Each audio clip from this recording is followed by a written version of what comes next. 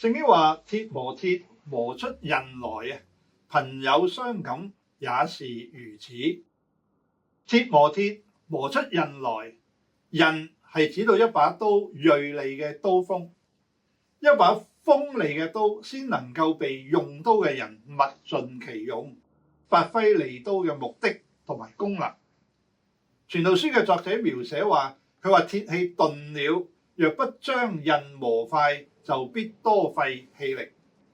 我哋都有類似嘅經驗，用嗰啲鈍咗嘅刀會浪費好多時間甚至氣力。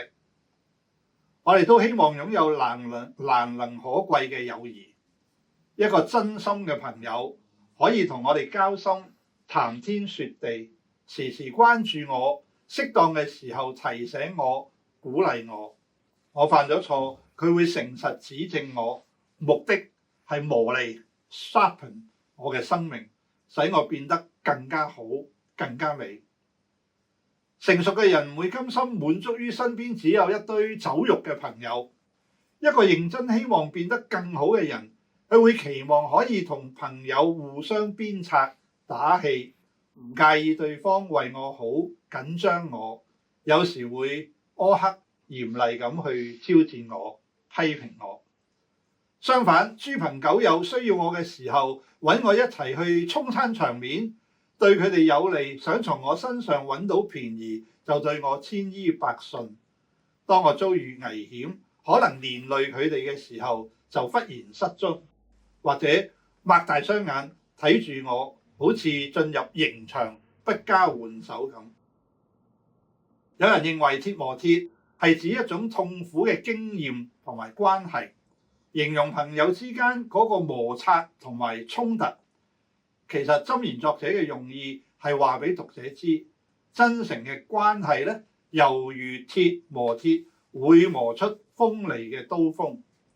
朋友真誠交往有互相刺激砥礪嘅作用，透過互相鞭策、對質、勸勉、提醒、磨合，一齊磨練出更加美嘅生命同埋人格。好似用磨刀石將刀刃磨得更加鋒利，以致刀鋒能夠削鐵如泥，發揮更佳嘅效果一樣。簡單一句話，作者用磨利刀鋒去比喻真誠嘅關係，可以琢磨彼此嘅生命同埋人格。正所謂工欲善其事，必先利其器。刀如果鈍咗，佢仍然係一把刀，只不過失去咗最佳嘅效用。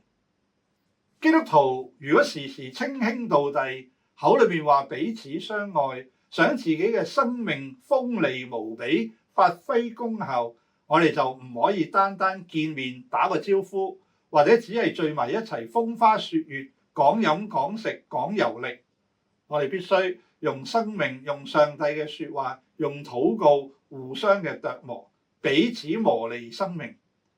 希伯來書嘅作者提醒我哋，佢話又要彼此相顧，激發愛心，勉勵行善。你們不可停止聚會，好像那些停止慣了的人，倒要彼此勸勉。既知道那日子臨近，就更當如此。箴言作者更加形容話，膏油與香料使人心喜悅，朋友誠實的勸教也是如此甘美。真誠嘅朋友關係係彼此認真琢磨，互相磨利生命同埋品格嘅友情。請你諗一諗，喺你嘅生命裏面有冇磨利你生命嘅另一塊鐵呢？邊個係你生命嘅磨刀石呢？如果仲未揾到一個，請你切切嘅禱告，求主賜俾你至少一個能夠鐵磨鐵嘅朋友，使你嘅生命變得更美。